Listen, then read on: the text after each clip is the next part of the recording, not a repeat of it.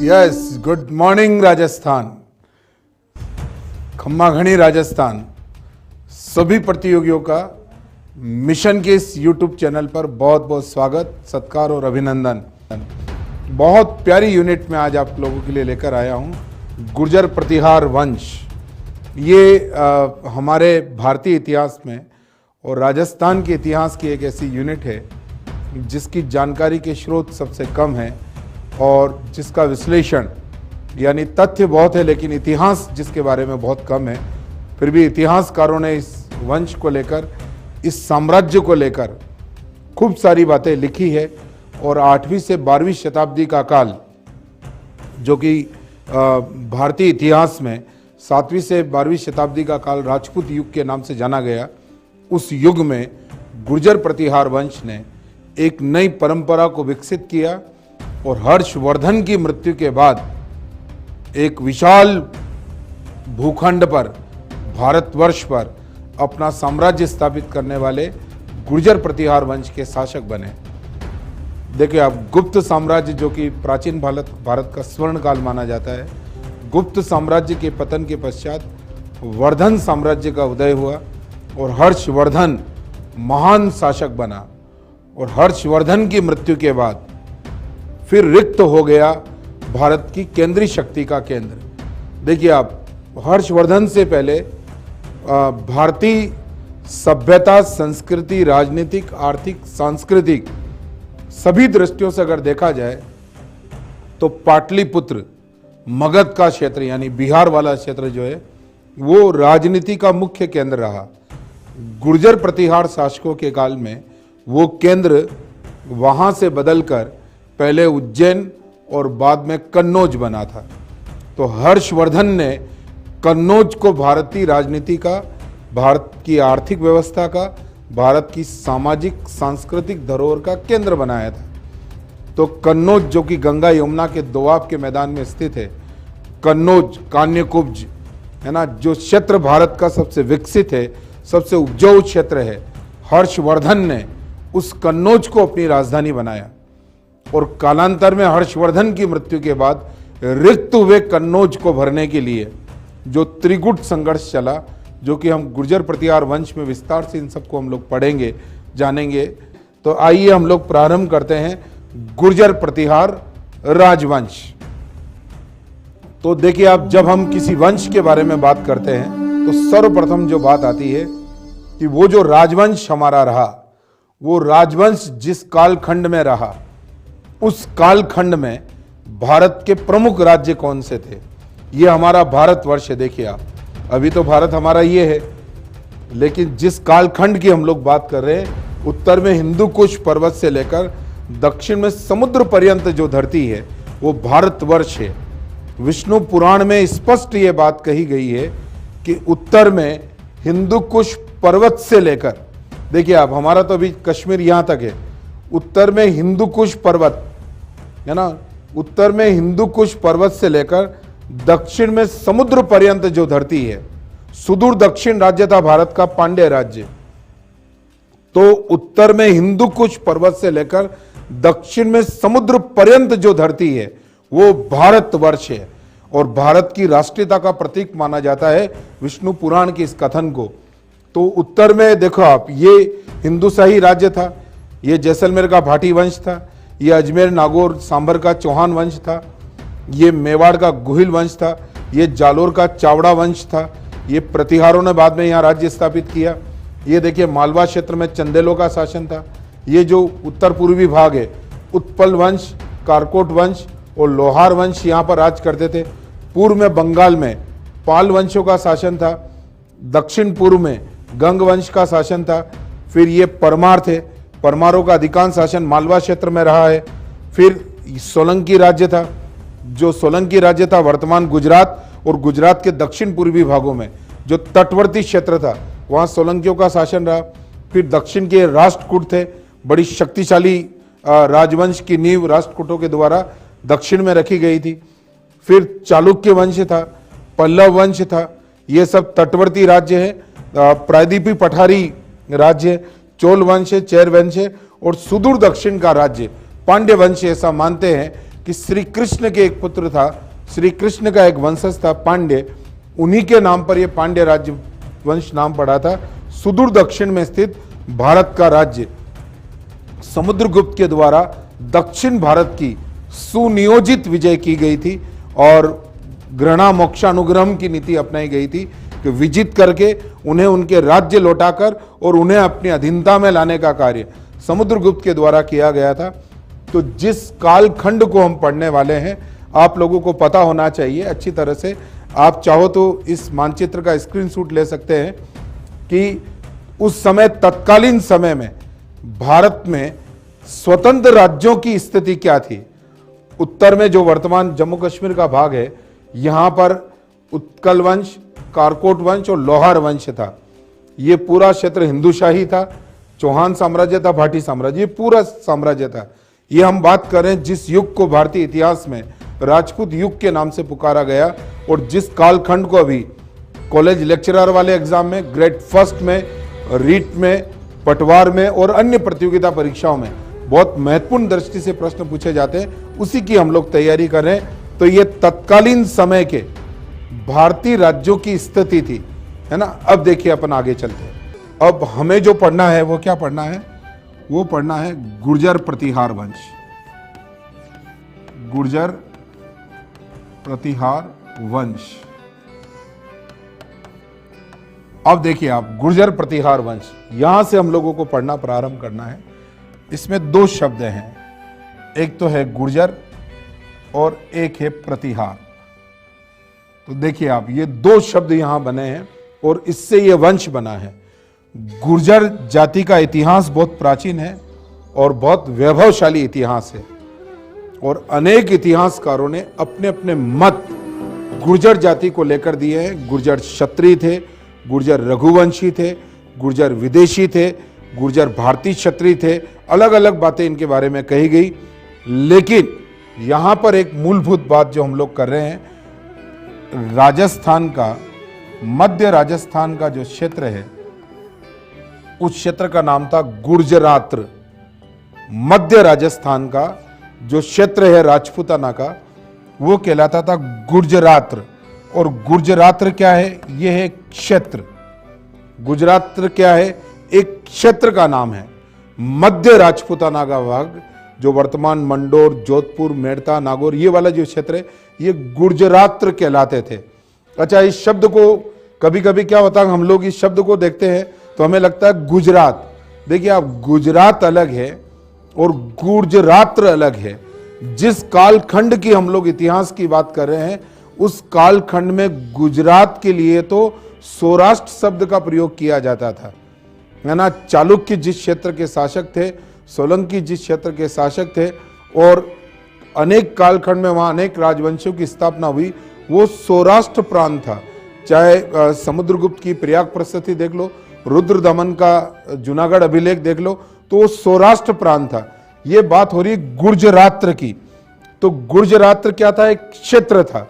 तो गुर्जर, जो गुर्जरात्र क्षेत्र से संबंधित होने के कारण तो ये कहलाए गुर्जर। और प्रतिहार, देखिए आप, प्रतिहार जो शब्द है, इसका जो शाब्दिक अर्थ है वो है द्वारपाल, वो है रक्षक, है ना। द्वारपाल या रक्षक। तो ये द्वारपाल और रक्षक क्या है? ये है पद। ये क्या हो गया? ये है पद। देखिए आप, बहुत विस्तार से नहीं, बहुत सिंपल भाषा में हम लोग समझ सकते हैं। गुर्जर, गुर्जरात्र से बना है, ये क्षेत्र का प्रतीक है। प्रतिहार शाब्दिक अर्थ होता है इसका द्वारपाल या रक्षक, राजा के महल की रक्षा करने वाला, राज सिंहासन की रक्षा करने वाला, राज परिवार की रक्षा करने वाला, राजकुल की रक्षा करने वाला, राजतंत्र की रक्षा करने वाला और राज्य की रक्षा करने वाला क्या कहलाता है? प्रतिहार कहलाता है। द्वारपाल कहलाता है। प्रतिहार का शाब्दिक अर्थ क्या? द्वारपाल, यानी कि वो रक्षक था।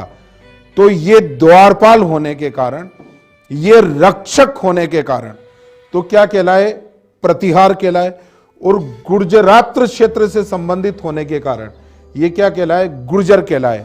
और फिर ये वंश क्या बना? ये बना गुर्जर प्रतिहार वंश। बहुत वैभवशाली वंश है। हर्षवर्धन की मृत्यु के बाद भारतीय सभ्यता और संस्कृति के 8वीं से 12वीं शताब्दी का कालखंड इसी वंश के चारों तरफ घूमता है और वैभवशाली शासक हुए हैं। भारतीय सभ्यता और संस्कृति को नया स्वरूप प्रदान करने वाले रहे हैं। देखिए आप, मौर्य काल में बौद्ध धर्म का बोलबाला रहा। कुषाण वंशी शासक कनिष्क के काल में बौद्ध धर्म का बोलबाला रहा। गुप्त काल के अधिकांश शासक सनातन धर्म यानी वैष्णव धर्म के अनुयायी थे। लेकिन कुछ शासकों ने सभी उदार तो थे ही, शैव धर्मावलंबी थे, वैष्णव मत के अनुयायी थे। लेकिन हर्षवर्धन के काल में पुनः बौद्ध धर्म को हर्षवर्धन ने अपना राजधर्म घोषित कर दिया था, है ना। अंतिम हिंदू शासक जिसके द्वारा बौद्ध धर्म को राजधर्म घोषित किया गया वो हर्षवर्धन के द्वारा। तो गुर्जर प्रतिहार शासकों के द्वारा उस रघुकुल परंपरा को, उस वैष्णव धर्म की परंपरा को, उस सनातन धर्म की परंपरा को, जिसमें वैष्णव, शैव और शाक्त मत प्रचलित है, जहाँ विष्णु और उनके विभिन्न रूपों की पूजा की जाती है, जहाँ शिव और उनके विभिन्न रूपों की पूजा की जाती है, जहाँ शक्ति यानी माता दुर्गा और उनके विभिन्न रूपों की पूजा की जाती है, वो जो सनातन परंपरा वैष्णव धर्म यानी हिंदू धर्म यानी भारत वर्ष की जो परंपरा थी, उस परंपरा को हर्षवर्धन के पश्चात पुनर्स्थापित करने वाले गुर्जर प्रतिहार वंश था। इसलिए वैभवशाली वंश है। संस्कृत साहित्य को, प्राकृत और पाली साहित्य का बहुत बोलबाला था, संस्कृत साहित्य का भी पुनरुत्थान इनके काल में हुआ। लेकिन वैष्णव, शैव और शाक्त के अलावा इन्होंने जैन धर्म और बौद्ध धर्म के प्रति भी उदार इन्होंने जो है अपना दृष्टिकोण और अपनी नीति रखी थी। वत्सराज के काल में रचित जिनसेन के द्वारा हरिवंश पुराण इसका बहुत बड़ा उदाहरण माना जाता है। तो देखिए, अब गुर्जर शब्द गुर्जरात्र क्षेत्र से संबंधित है, प्रतिहार द्वारपाल या रक्षक से संबंधित है। अब ये क्षेत्र का क्या संबंध है और द्वारपाल और रक्षक का क्या संबंध है? केवल 2 बातें यहां पर बतानी है। भगवान राम थे, देखिए आप, भगवान राम के भाई थे लक्ष्मण, और लक्ष्मण ने पूरे जीवन पर्यंत राम के लिए प्रतिहार का कार्य किया था। रघुकुल तिलक भगवान राम, सूर्यवंशी भगवान राम, मर्यादा पुरुषोत्तम भगवान राम, लंका को विजय करने वाले भगवान राम, अधर्म को खत्म कर, असत्य को खत्म कर, धर्म की पुनर्स्थापना करने वाले भगवान राम, हमारे घट घट और रोम रोम में बसने वाले भगवान राम। रघुकुल रीत सदा चली आई, प्राण जाए पर वचन नहीं जाए। भगवान राम के इस प्रण को, है ना, यथार्थ में बदलने वाले भी लक्ष्मण थे, छोटे भाई थे। और लक्ष्मण ने जीवन पर्यंत भगवान राम के लिए प्रतिहार का कार्य किया था, यानी रक्षक का कार्य किया था, यानी राम के लिए द्वारपाल का कार्य किया था। और गुर्जर प्रतिहार वंश स्वयं को लक्ष्मण, भगवान राम के पुत्र, राम के भाई लक्ष्मण का वंशज मानता है। गुर्जर प्रतिहार वंश को अधिकांश इतिहासकारों ने भगवान राम के भाई लक्ष्मण का वंशज माना, भगवान राम के भाई लक्ष्मण का वंशज माना। और लक्ष्मण ने जीवन पर्यंत राम के लिए प्रतिहार का कार्य किया, रक्षक यानी द्वारपाल का कार्य किया। तो उन लक्ष्मण के वंशज होने के कारण ये प्रतिहार कहलाए। और चूंकि लक्ष्मण जो थे वो सूर्यवंशी थे, भगवान राम के छोटे भाई थे, रघुकुल वंश के थे, ये इक्ष्वाकु वंश के थे। मनु के बड़े पुत्र इक्ष्वाकु जो है, इक्ष्वाकु जो वंश, उसके वंशज ये थे। तो गुर्जर प्रतिहार को सूर्यवंशी माना गया, गुर्जर प्रतिहार को क्षत्रिय माना गया, गुर्जर प्रतिहारों को रघुकुल वंशी माना गया। और कई गुर्जर प्रतिहार शासकों ने, जिनमें आप महेंद्रपाल मानो, अभी नागभट्ट प्रथम, जैसे जैसे हम पढ़ते चले जाएंगे उनको रघुकुल वंशी, तिलक, है ना, नारायण इत्यादि उपाधियां उन्होंने धारण की, है ना। महान शासक मिहिर भोज, है ना, 8वीं से 12वीं शताब्दी का जो कालखंड रहा, उसमें महान शासक हुए मीर भोज, आदि वराह की उपाधि धारण की। तो भगवान विष्णु का अवतार है वराह अवतार, और भगवान विष्णु के नाम की उपाधि धारण करने का मतलब ये उसके वंशज थे। तो रघुकुल वंश ये कहलाया, सूर्यवंशी ये कहलाया। एक बात तो प्रतिहारों के संदर्भ में ये हुई। एक बात और मैं आपको बता दूं, आगे अपन उसको विस्तार से पढ़ेंगे, समझेंगे। यहां पृष्ठभूमि में मैं आपको ये बता रहा हूं। देखिए आप, एक राष्ट्रकूट शासक हुए जिनका नाम था दंती दुर्ग। ये एक राष्ट्रकूट शासक हुए। इन्होंने उज्जैन में एक यज्ञ कराया जिसका नाम था हिरण्यगर्भ। हिरण्यगर्भ नामक एक यज्ञ करवाया। हिरण्यगर्भ नामक यज्ञ किसके द्वारा करवाया गया? राष्ट्रकूट शासक दंती दुर्ग के द्वारा करवाया गया। और हिरण्यगर्भ यज्ञ, यह पुत्र की प्राप्ति के लिए किया जाने वाला एक यज्ञ होता है। इस यज्ञ का आयोजन उज्जैन में किया गया। उस समय उज्जैन का जो शासक था वो था नागभट्ट प्रथम। प्रतिहार शासक था कौन? नागभट्ट प्रथम था। तो दंती दुर्ग राष्ट्रकूट शासक ने इस हिरण्यगर्भ यज्ञ का रक्षक यानी द्वारपाल नियुक्त किया था नागभट्ट प्रथम को। तो जो कि देखिए आप, गुर्जर प्रतिहार वंश का संस्थापक हरिश्चंद्र, हम आगे पढ़ेंगे इसको। गुर्जर प्रतिहार वंश का जो संस्थापक था वो तो था हरिश्चंद्र, और गुर्जर प्रतिहार साम्राज्य का संस्थापक था नागभट्ट प्रथम। और नागभट्ट प्रथम ने उज्जैन में राष्ट्रकूट शासक दंती दुर्ग के द्वारा आयोजित हिरण्यगर्भ यज्ञ के द्वारपाल यानी रक्षक का कार्य किया था। यानी वहां पर भी उसने प्रतिहार का कार्य किया था। तो गुर्जर शब्द क्षेत्र से संबंधित स्वीकार किया जाता है और प्रतिहार शब्द पद से संबंधित स्वीकार किया जाता है। और यह पद 3 बातों की वजह से बना। पहला, लक्ष्मण के वंशज होने के कारण। लक्ष्मण ने अपने जीवन पर्यंत राम के लिए प्रतिहार का कार्य किया, तो वो प्रतिहार कहलाए।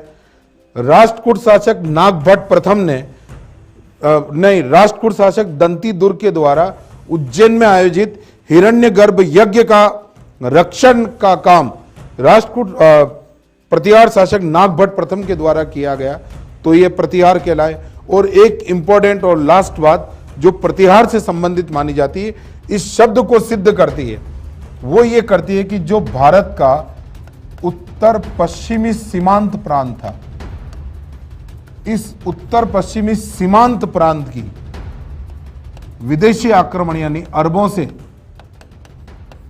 यानी कि तुर्कों से आक्रमण की रक्षा जो की गई वो गुर्जर प्रतिहार वंश के द्वारा की गई। तो भारत में उत्तर पश्चिमी सीमांत प्रांत के, भारत में उत्तर पश्चिमी सीमांत प्रांत में अरबों और तुर्कों से रक्षा करने वाले, यानी भारत की उत्तर पश्चिमी सीमा के द्वारपाल गुर्जर प्रतिहार होने के कारण इस वंश को प्रतिहार कहा जाता है।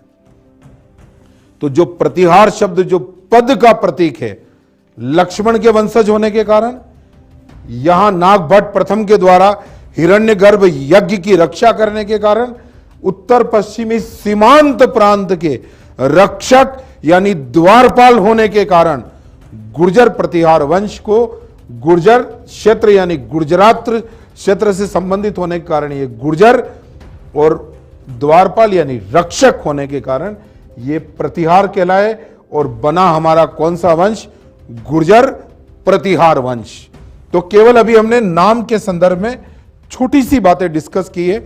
बड़ा वंश है, महत्वपूर्ण वंश है, प्रतियोगिता परीक्षा की दृष्टि से बहुत उपयोगी है।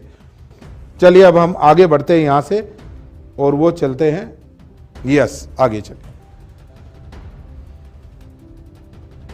गुर्जर प्रतिहार वंश की अब उत्पत्ति की बात हम लोग करते हैं कि इस वंश की उत्पत्ति कैसे हुई। अलग अलग बातें इसके बारे में कही गई है और अलग अलग तथ्य इसके बारे में कहे गए हैं, और बहुत सारी बातें अभी मैं आपको इसके बारे में बताने वाला हूं। और केवल बताने वाला नहीं हूं, आप लोगों को आज यहीं पर याद करवाने वाला हूं। चलिए,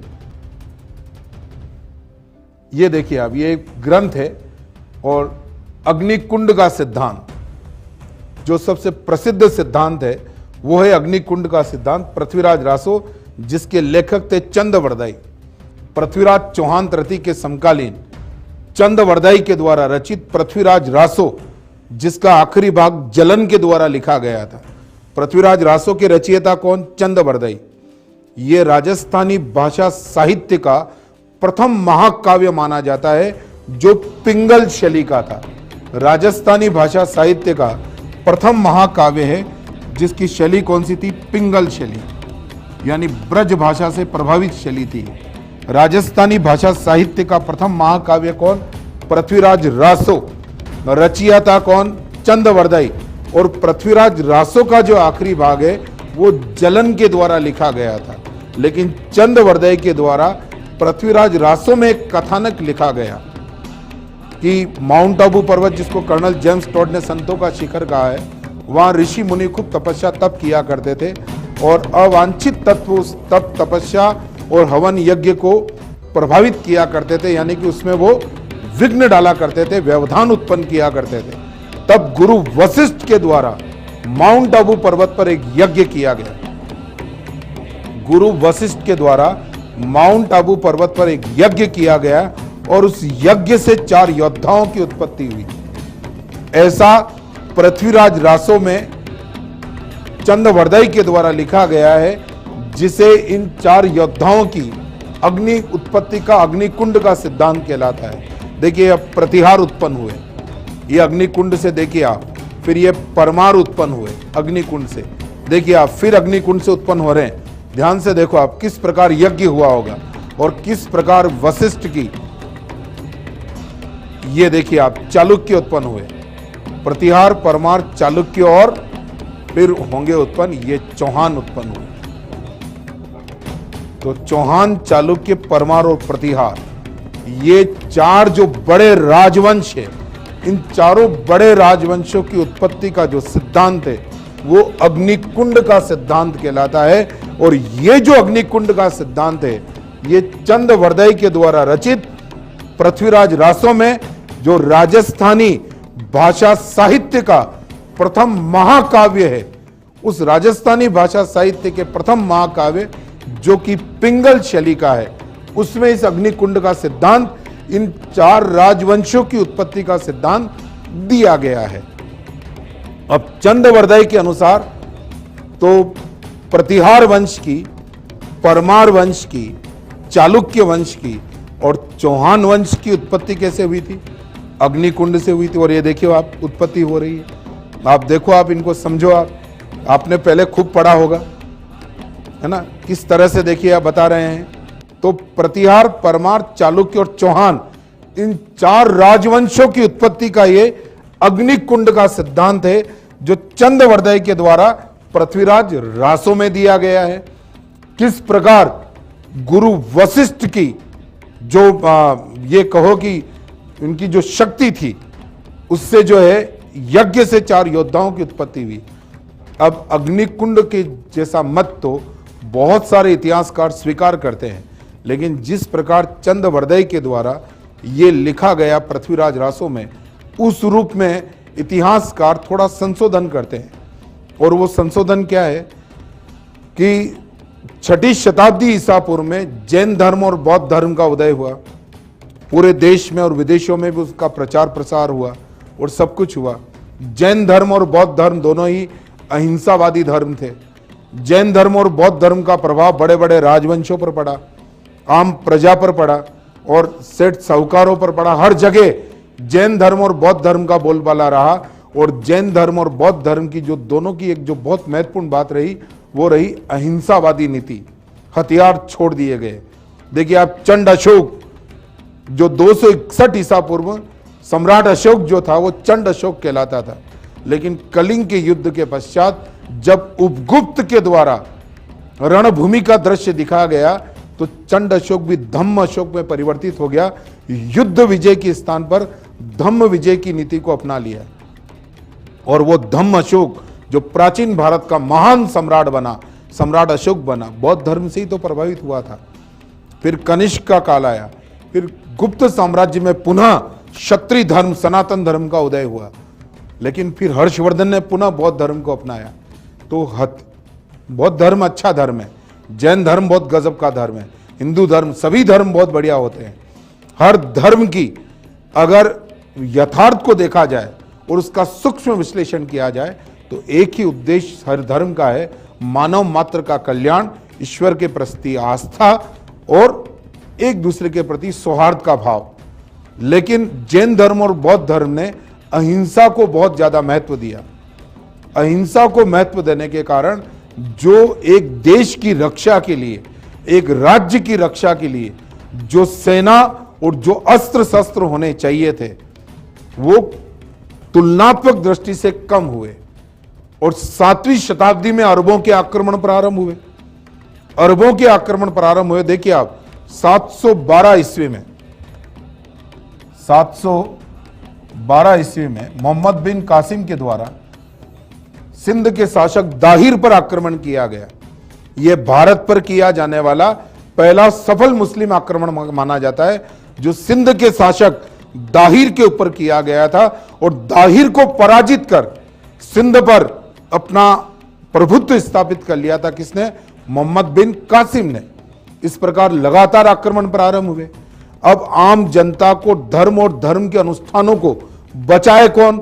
वो ही क्षत्रिय राजवंश जो प्राचीन काल से भारतीय संस्कृति में चले आ रहे थे, लेकिन तत्कालीन राजवंशों के द्वारा जिस राजधर्म को अपनाया गया उस धर्म की संस्कृति के अनुसार जो अस्त्र शस्त्र उनके छूट गए थे, मूल पथ से वो विचलित हो गए थे। कहते हैं गुरु वशिष्ठ के द्वारा उन वंशों को पुनः इस यज्ञ के द्वारा परिष्कृत किया गया था। उन क्षत्रियों को पुनः अपने क्षत्रिय धर्म का एहसास करवाया गया था। उन क्षत्रियों को वहां पर लाकर उनकी पुनर्स्थापना की गई थी। और वो जो अस्त्र शस्त्र का त्याग कर, वो जो रक्षा का त्याग कर, वो जो क्षत्रिय धर्म का थोड़ा सा विचलन उनके अंदर हो गया था, गुरु वशिष्ठ के द्वारा इस यज्ञ से उन्हें परिष्कृत किया गया, उन्हें पवित्र किया गया और उन्हें अपने राजधर्म के अनुसार, उन्हें अपने जो सनातन धर्म के अनुसार प्रजा की रक्षा, राज्य की रक्षा, मातृभूमि की रक्षा के लिए पुनः उन्हें स्थापना की गई थी। तो उसी कथन को, यानी कि गुरु वशिष्ठ के द्वारा कार्य तो यह किया गया होगा कि जो अपना क्षत्रिय धर्म छोड़कर जो शांति और अहिंसा के मार्ग पर चल गए थे, लेकिन जब दुश्मन आक्रमण करता है तो अहिंसा वहां पर कार्य नहीं करती है। हालांकि अहिंसा परमो धर्म, सबका सिद्धांत होना चाहिए, मेरा आपका सबका ही। लेकिन जब दुश्मन आक्रमण करे तो उसमें रक्षा के लिए अस्त्र शस्त्र उठाना भी आवश्यक हो जाता है। तो ये जो अग्निकुंड का मत है, ये चंद्रवर्धय के द्वारा दिया गया, पृथ्वीराज रासो में दिया गया, राजस्थानी भाषा साहित्य का है, प्रथम महाकाव्य है, पिंगल शैली का है। और इस महाकाव्य के अनुसार माउंट आबू पर्वत पर गुरु वशिष्ठ के द्वारा एक यज्ञ किया गया और उस यज्ञ से 4 योद्धाओं की उत्पत्ति हुई, प्रतिहार, परमार, चालुक्य और चौहान। और ये इन 4 राजवंशों की उत्पत्ति का अग्निकुंड का सिद्धांत कहलाता है। चंद्रवर्धय ने तो इस सिद्धांत को कहा कि जैसे आप इस ग्राफिक में देख रहे हैं कि अग्निकुंड से ये उत्पन्न होकर आ रहे हैं, लेकिन इतिहासकारों ने इसको थोड़ा संशोधित रूप में प्रस्तुत किया कि जो बड़े राजवंश से उन्होंने इस यज्ञ के द्वारा उन्हें परिष्कृत किया, पवित्र किया और अपने राजधर्म और अपनी वंश परंपराओं को निभाने के लिए पुनः उनको प्रेरित किया था। तो ये तो है प्रतिहार वंश की उत्पत्ति का अग्निकुंड का सिद्धांत। पृथ्वीराज रासो के अंतिम भाग का जो लेखन है वो जलन के द्वारा किया गया था। राजस्थानी भाषा साहित्य में अपन इसको विस्तार से पढ़ेंगे भी। यस, आगे चलते हैं। तो ये उत्पत्ति का पहला सिद्धांत बताया अभी मैंने आपको, सिर्फ पहला सिद्धांत एहोल अभिलेख है। ये बादामी के चालुक्य शासक पुलकेशिन द्वितीय का अभिलेख है। रचयिता इसके रवि कीर्ति जैन हुए। बादामी के जो चालुक्य शासक थे पुलकेशिन द्वितीय, पुलकेशिन द्वितीय का एक बहुत बड़ा अभिलेख है, उसका नाम है एहोल अभिलेख। एहोल प्रशस्ति कहलाती है। एहोल प्रशस्ति या एहोल अभिलेख, एहोल स्थान का नाम है। वहां पत्थर के शिलाखंड पर पुलकेशिन द्वितीय की उपलब्धियों का वर्णन उनकी प्रशंसा में किया गया है रवि कीर्ति जैन के द्वारा। प्रशस्ति, जब पत्थर के शिलाखंड पर किसी व्यक्ति अथवा वंश की उपलब्धियों को उत्कीर्ण किया जाता है प्रशंसा में, तो वो प्रशस्ति कहलाती है। ऐसी ही एक प्रशस्ति है एहोल प्रशस्ति, यानी एहोल अभिलेख। और ये किसका है? बादामी के चालुक्य शासक पुलकेशिन द्वितीय का। रचयिता कौन है इसके? रवि कीर्ति जैन इसके रचयिता है। और इसमें पहली बार इस ग्रंथ, इस अभिलेख में पहली बार गुर्जर शब्द का उल्लेख मिलता है। तो गुर्जर शब्द की प्रारंभिक जानकारी वो किस अभिलेख से मिलती है? तो मिलती एहोल अभिलेख से। अब एहोल अभिलेख में ऐसा क्या है जिसे गुर्जर प्रतिहार की जानकारी मिलती है? वो ये है कि एहोल अभिलेख में पुलकेशिन द्वितीय की विजयों का उल्लेख है।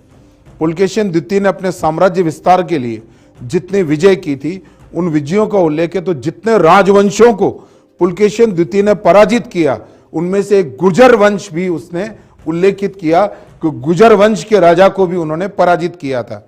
इस संदर्भ में गुर्जर प्रतिहार वंश की प्रथम अभिलेखिक जानकारी किसमें मिलती है? एहोल प्रशस्ति में। एहोल प्रशस्ति और एहोल अभिलेख एक ही है, आप लोग उसमें डिस्टर्ब और कंफ्यूज मत होना। गुर्जर प्रतिहार वंश की प्रथम अभिलेखिक जानकारी, प्रथम अभिलेखिक जानकारी किसमें मिलती है? एहोल प्रशस्ति में।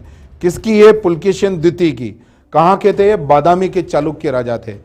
और इसमें पहली अभिलेखिक जानकारी मिलती है गुर्जर प्रतिहार जाति का सर्वप्रथम उल्लेख। तो सर्वप्रथम उल्लेख तो है ही है यहां पर, लेकिन यहां एक शब्द जोड़ा जाएगा। और वो क्या जोड़ा जाएगा? अभिलेखिक। अभिलेखिक जानकारी जो हमें मिली है वो किसमें मिली है? एहोल प्रशस्ति मिली है, जो पुलकेशिन द्वितीय की प्रसिद्ध रचना है, जो बादामी के चालुक्य शासक थे। और बड़ा इनका जो है इतिहास रहा है, बड़े प्रसिद्ध ये शासक हुए हैं। जब चालुक्य वंश पढ़ा जाता है तो पुलकेशिन द्वितीय के स्वर्णिम इतिहास को खूब पढ़ा जाता है और देखा जाता है।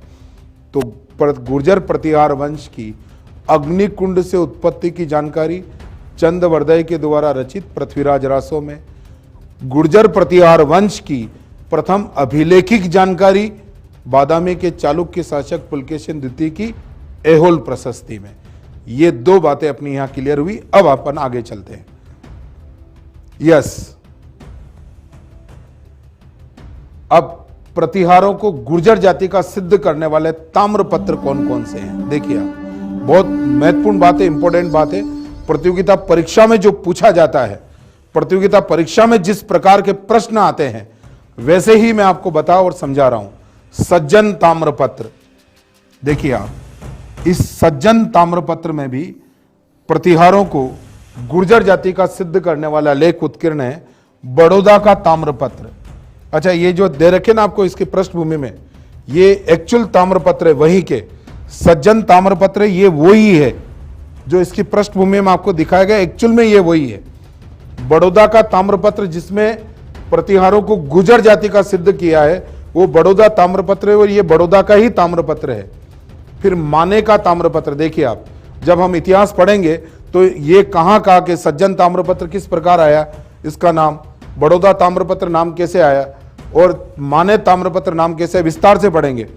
तो परीक्षा में प्रश्न पूछा जाता है कि निम्न में से प्रतिहारों को गुर्जर जाति का सिद्ध करने वाले साक्ष्य कौन कौन से हैं? तो सज्जन ताम्रपत्र, बड़ौदा ताम्रपत्र और माने ताम्रपत्र, ये प्रतिहार वंश को गुर्जर जाति का बताने वाले उस तत्कालीन कालखंड के साक्ष्य माने जाते हैं।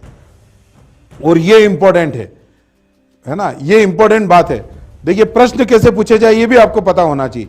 साक्ष्य, गुर्जर प्रतिहार वंश कौन था, इस प्रश्न का उत्तर दे तो चंद्रवर्दय के पृथ्वीराज रासों में गुर्जर प्रतिहार क्या थे? अग्निकुंड से उत्पन्न थे। फिर आगे हम चलें तो गुर्जर प्रतिहार वंश का उल्लेख सर्वप्रथम एहोल प्रशस्ति मिलता है, वहां गुर्जर शब्द उल्लेख है। तो एहोल प्रशस्ति उसके बारे में, और ताम्रपत्रों के बारे में जानकारी मिले, जो ताम्रपत्र भूमिदान से संबंधित, सामंतों को अधिकार देने से संबंधित, अलग अलग कालखंड में राजत्व सिद्धांत की अनेक नीतियों को निर्धारित करने गुर्जर प्रतिहार वंश को गुर्जर जाति का मानते हैं। वो कौन कौन से हैं वेरी सिंपल, सज्जन ताम्रपत्र, बड़ौदा ताम्रपत्र और माने ताम्रपत्र। और पूरे गुर्जर प्रतिहार वंश को पढ़ेंगे, बार बार इनके नाम आएंगे। किस शासक का सज्जन ताम्रपत्र था, वर्तमान में कहाँ है, किसका बड़ौदा ताम्रपत्र था, वर्तमान में कहाँ है, कौन सा माने ताम्रपत्र था और वर्तमान में कहाँ, ये सब हमारे आएंगे, ये सब हमारे आने ही वाले हैं। आगे हम इनका विस्तार से अध्ययन करेंगे। अभी केवल क्या बताना था आपको उद्देश्य, अभी प्रतियोगिता परीक्षा में पूछे जाने वाला वो प्रश्न जिसमें क्या है, प्रतिहारों को गुर्जर जाति का सिद्ध करने वाले ताम्रपत्र। तो चलिए, तो ये जो तथ्य आपको 3 बताए, प्रतियोगिता परीक्षा में क्या पूछा जाता है कि गुर्जर जाति से प्रतिहार संबंधित थे का उल्लेख किन ताम्रपत्रों में मिलता है। तीनों के नाम आपको याद रखने, सज्जन ताम्रपत्र, बड़ौदा ताम्रपत्र और माने ताम्रपत्र। आगे चलिए, अब आप देखिए, आप महत्वपूर्ण बात और इंपॉर्टेंट बात, यह है बाउक प्रशस्ति तथा घटियाली शिलालेख। ये बड़े पूछे जाते हैं, इनके बारे में आप लोगों को जानकारी भी बहुत है। गुर्जर प्रतिहार वंश को पढ़ाने वाले सबसे पहले इन्हीं का उल्लेख करते हैं और यहीं से वो शुरुआत करते हैं। ऐसा नहीं, इनसे पृष्ठभूमि में भी सही चलता है। देखिए आप, बाउक प्रशस्ति तथा घटियाली शिलालेख, प्रतिहारों के आदि पुरुष हरिश्चंद्र को ब्राह्मण या विप्र कहा गया है। बाउक जो गुर्जर प्रतिहार वंश का मंडोर का शासक था, उसके द्वारा बाउक प्रशस्ति या तथा घटियाली प्रशस्ति की जो रचना की गई थी, ये जोधपुर के पास में है घटियाली, वहां का अभिलेख है। और उस अभिलेख में प्रतिहारों के आदि पुरुष हरिश्चंद्र को स्वीकार किया गया। सारे के सारे इतिहासकार, जितने भी इतिहासकार हुए गुर्जर प्रतिहार वंश के बारे में बताने वाले, उनमें से अधिकांश इतिहासकारों ने प्रतिहारों का आदि पुरुष किसको स्वीकार किया गया है, हरिश्चंद्र को स्वीकार किया है। और अभी इनके बारे में विस्तार से पढ़ेंगे हम। अभी तो केवल प्रतिहार कौन थे की जानकारी हम लोग प्राप्त कर रहे हैं। इनमें बाउक प्रशस्ति में और घटियाली अभिलेख में प्रतिहारों को क्या कहा गया है, यहां पर इनको ब्राह्मण कहा गया है या इनके लिए विप्र शब्द उपयोग किया गया है। विप्र ब्राह्मण के लिए उपयोग किया जाता है और ब्राह्मण है ही, ब्राह्मण वो जो वैदिक क्रियाओं का संपादन करता हो। देखिए आप, ब्राह्मण शब्द ब्रह्म से बना है। ब्रह्म का मतलब होता है यज्ञ, अर्थात यज्ञी कार्यों का निदान करने वाला व्यक्ति ब्राह्मण कहलाता है। और जिसमें यज्ञी विधि विधानों का उल्लेख होता है वे ब्राह्मण ग्रंथ कहलाते हैं। तो ब्राह्मण जो शब्द बना है वो बना है ब्रह्म से, और ब्रह्म का यहाँ शाब्दिक अर्थ होता है यज्ञ, अर्थात यज्ञी विधि विधानों को पूर्ण करने वाला। तो ब्राह्मण, और जिनमें यज्ञी विधि विधानों का उल्लेख है वो ब्राह्मण ग्रंथ कहलाए। विप्र, उनको संपादित करने वाला जो व्यक्ति है वो विप्र कहलाता है। यानी ये शब्द ब्राह्मण के लिए प्रयोग किए गए हैं। तो बाउक प्रशस्ति और घटियाली अभिलेख जो कि जोधपुर के पास में ये विद्यमान है, उनमें प्रतिहारों का आदि पुरुष हरिश्चंद्र को बताया गया और इन्हें ब्राह्मण बताया गया। तो बहुत इंपॉर्टेंट और महत्वपूर्ण बात कि गुर्जर प्रतिहार वंश को ब्राह्मण सिद्ध करने वाले साक्ष्य कौन से हैं, तो बाउक प्रशस्ति और घटियाली शिलालेख। बस ये आपको ध्यान रखने हैं। ये गुर्जर प्रतिहार वंश के शासक बाउक के काल में इनको रचा गया था।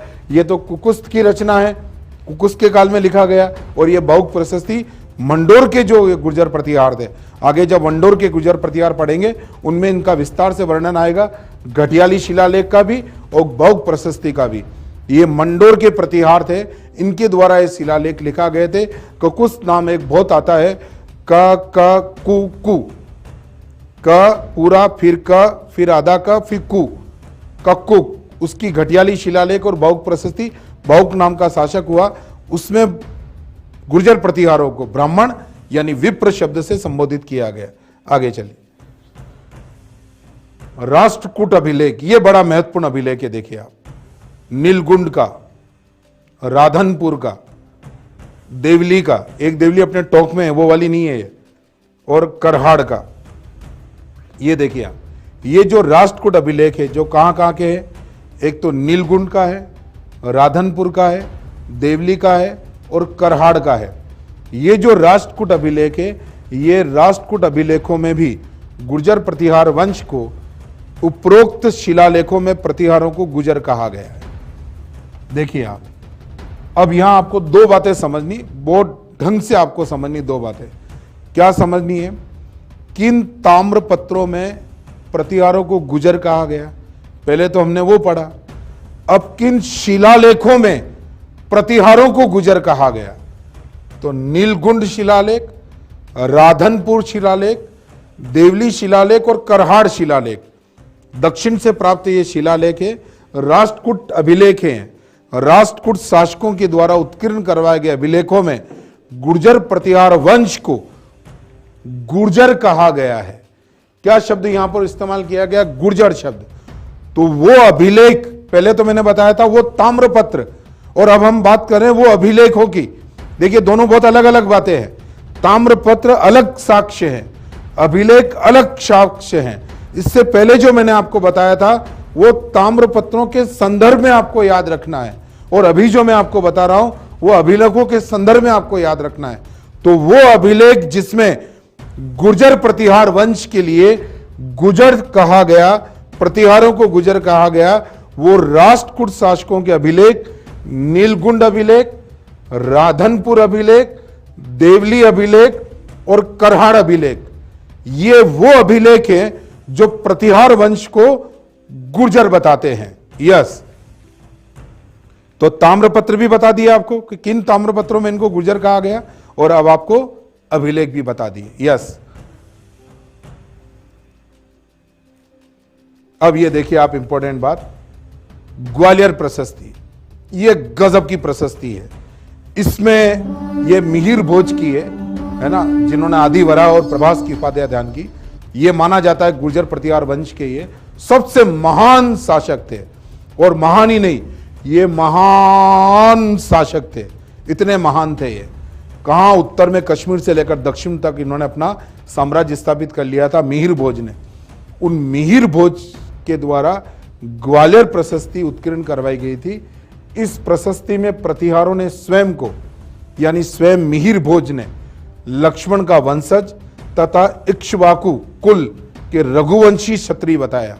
देखिए आप, ये जो इक्ष्वाकु कुल है, मनु के बड़े पुत्र भगवान राम भी इसी वंश के थे। भगवान राम का जो वंश था वो इक्ष्वाकु सूर्य वंश था। मनु के पुत्रों की बात अगर की जाए, रघुवंशी क्षत्रिय बताया और लक्ष्मण के वंशज बताया, और इसीलिए ये प्रतिहार कहलाए, क्योंकि लक्ष्मण ने जीवन पर्यंत भगवान राम के लिए प्रतिहार का कार्य किया था। तो ये क्या कहलाए? प्रतिहार कहलाए। तो ग्वालियर प्रशस्ति में स्वयं, है ना, मिहिर भोज जो गुर्जर प्रतिहार वंश का सबसे महान शासक था, उन्हीं के समकालीन जो ग्वालियर प्रशस्ति उत्कीर्ण करवाई गई है, उसी प्रशस्ति में गुर्जर प्रतिहार शासकों ने स्वयं ने ही क्या माना है? खुद को इक्ष्वाकु कुल का क्षत्रिय माना है, रघुवंशी क्षत्रिय माना है, यानी भगवान राम के पुत्र लक्ष्मण का वंशज माना है। तो गुर्जर प्रतिहार शासकों को देखिए आप, गुर्जर जाति का मानने वाले, पहले आपको मैंने ताम्रपत्र बताए, फिर गुर्जर जाति का बताने वाले मैंने आपको शिलालेख बताए, और अब हम बात अग्निकुंड का किसने बताया? तो अपन ने चंद्रवर्धय के पृथ्वीराज रासो की बात की, है ना। फिर पहला उनका अभिलेखिक वर्णन किसमें हुआ? तो ऐहोल प्रशस्ति की हमने बात की, उसके बाद ताम्रपत्रों की बात की, और अब उसके बाद हमने शिलालेखों की, राष्ट्रकूट शासकों की शिलालेखों की बात की, और अब हम बात कर रहे हैं ग्वालियर प्रशस्ति की। तो देखिए आप, चंद्रवर्धय ने अग्निकुंड बताया, अलग अलग साक्ष्यों में अलग अलग बताया। हमें प्रतियोगिता परीक्षा में याद क्या रखना है? किस साक्ष्य के अनुसार गुर्जर प्रतिहार कौन थे, बस इतना सा ध्यान रखना है। तो ग्वालियर प्रशस्ति में लक्ष्मण का वंशज, इक्ष्वाकु वंशज और रघुकुल क्षत्रिय इनको कहा गया है। और ग्वालियर प्रशस्ति जो मिहिर भोज के काल की रचना है, ग्वालियर प्रशस्ति के बारे में तो जब मिहिर भोज हम पढ़ेंगे तो विस्तार से इसका भी आप लोग अध्ययन करेंगे। यस, आगे चलिए। अरब यात्री प्रतिहारों को जूर्ज कहते थे। देखिए आप, अरब आए, ये देखो अरब आ ही रहा है। अरब यात्री सुलेमान आया था, है ना, प्रतिहार शासक मिहिर भोज के काल में। सुलेमान जो प्रसिद्ध अरब यात्री था वो आया था। बिलवाल आया था नागभट्ट प्रथम के काल में। वो भारतवर्ष में प्रवेश नहीं कर पाया, लेकिन उसने नागभट्ट प्रथम के बारे में, जुनैद के काल खंड का था वो, है ना, मोहम्मद बिन कासिम के बाद जो जुनैद, हालांकि उन कमजोर और निर्बल साबित हुआ, जिसको नागभट्ट प्रथम ने पराजित किया था, उसके बाद जो अरब यात्री भारत से संपर्क में आए, उन अरब यात्रियों ने अपने यात्रा वर्णन में गुर्जर प्रतिहारों को क्या कहा है? जूर्ज कहा है। अरब यात्रियों के द्वारा गुर्जर प्रतिहार को क्या कहा गया? तो जूर्ज कहा गया। ये आपको ध्यान रखना है, अरब यात्रियों के द्वारा गुर्जर प्रतिहारों को जूर्ज कहा गया। और ये अरब यात्री इस प्रकार से अरब से आ रहे थे, रेगिस्तानी मार्ग से होकर।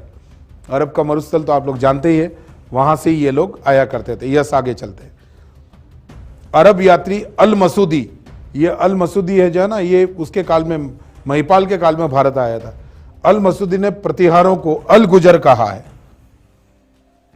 पर्टिकुलर अगर अल मसूदी की बात की जाए तो उसने प्रतिहारों को क्या कहा है? अल गुजर कहा है। और प्रतिहार शासकों को क्या कहा है? बोरा कहा है। ये देखिए, ये दो बातें आपको ध्यान रखनी। अरब यात्री अल मसूदी जो प्रतिहार शासक महिपाल के काल में भारत आया था, उसने प्रतिहारों को तो क्या लिखा है? अल गुजर।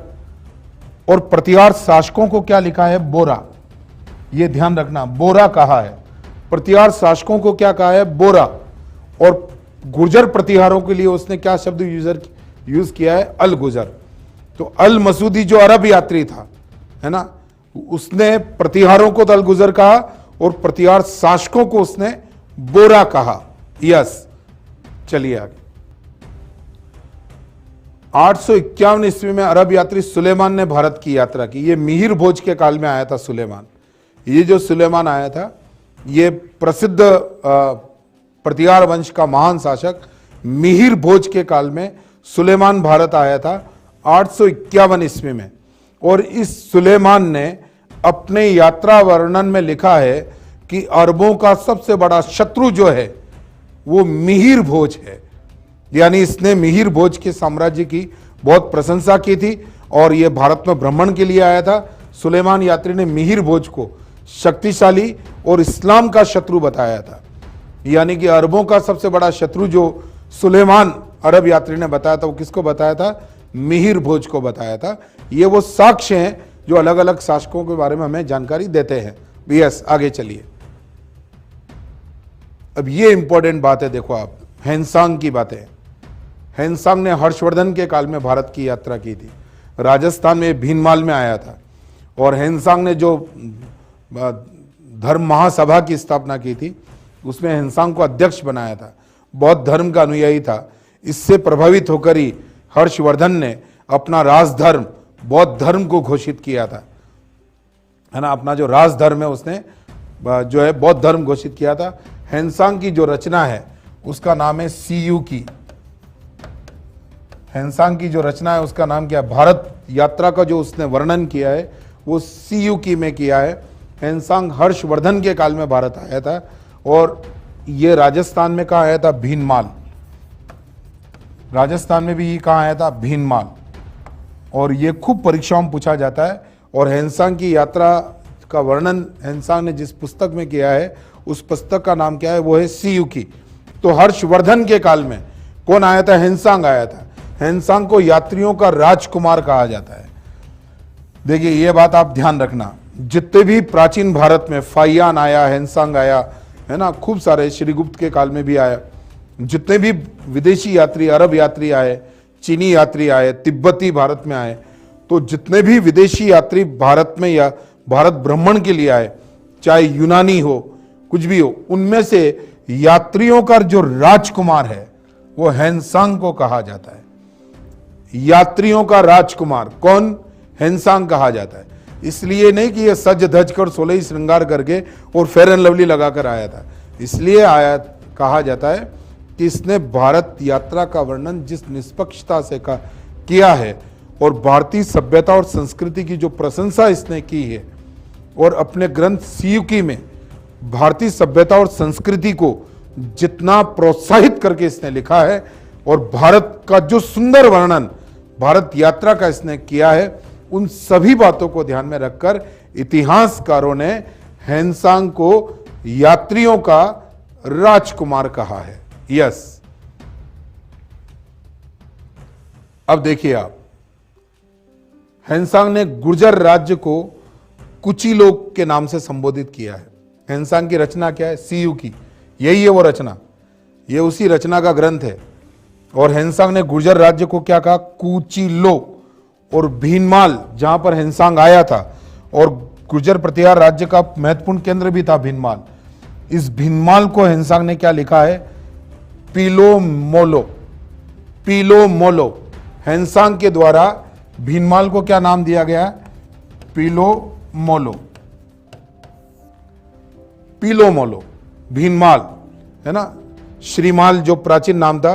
और गुर्जर प्रतिहारों को क्या कहा है? कुचिलो। इस वंश को तो नाम दिया कुचिलो, और जो भीनमाल जहां वो आया था उसको उसने नाम दिया था पीलो मोलो।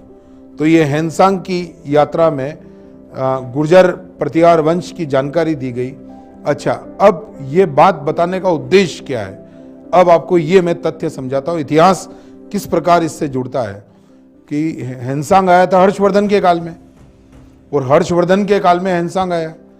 तो हर्षवर्धन के काल में हेनसांग आया और उसने अपनी यात्रा के वर्णन सीयूकी में गुर्जर प्रतिहार वंश का उल्लेख किया। इसका मतलब उस समय गुर्जर प्रतिहार थे कहां? भीनमाल में, जहां की यात्रा हेनसांग के द्वारा की गई थी। तो गुर्जर प्रतिहार वंश उस समय विद्यमान था। किसके काल में? हेनसांग के काल में। तो गुर्जर प्रतिहार, गुर्जर राज्य को तो क्या नाम दिया गया? कुचिलो नाम दिया गया। और भीनमाल को क्या नाम दिया गया? पीलो मोलो नाम दिया गया। ऐसा तो है नहीं कि हेनसांग 7वीं शताब्दी में भारत में आता है और जिस राज्य की स्थापना 8वीं शताब्दी में हुई उसके बारे में वो पहले से लिख देता।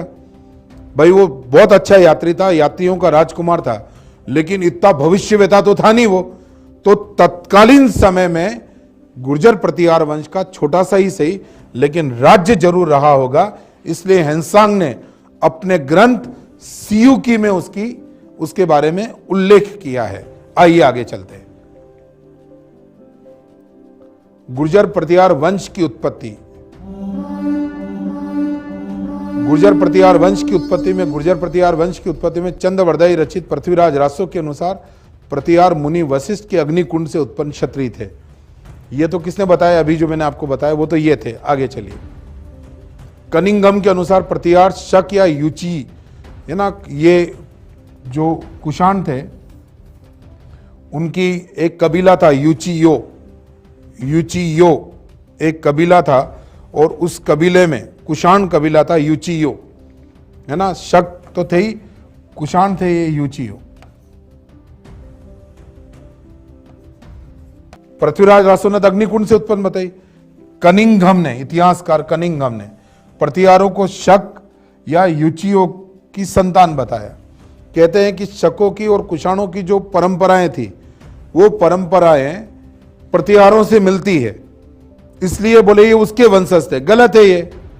हमारी सभ्यता और संस्कृति सिंधु घाटी सभ्यता देखो आप, वैदिक काल देखो आप, जो सूर्य पूजा है, जो शिव की पूजा है और जो भी हमारे यहाँ पर धार्मिक कर्म कांड है पहले से विद्यमान थे। वो नए नहीं थे, ये नया था। इसको पहले पता नहीं था भारतीय इतिहास के बारे में, कनिंघम को, कि भारत में सब पहले से विद्यमान थे।